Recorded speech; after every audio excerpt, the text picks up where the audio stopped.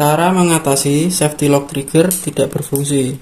Nah, ini harus disetting untuk triggernya, bos. Kita lepas dulu.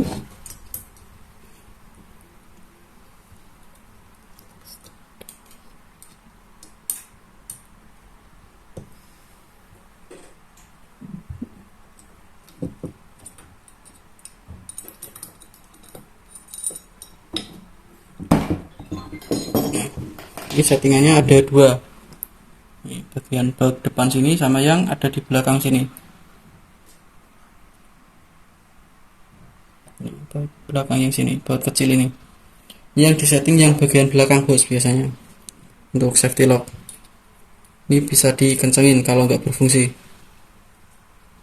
Agak dimasukkan ke dalam.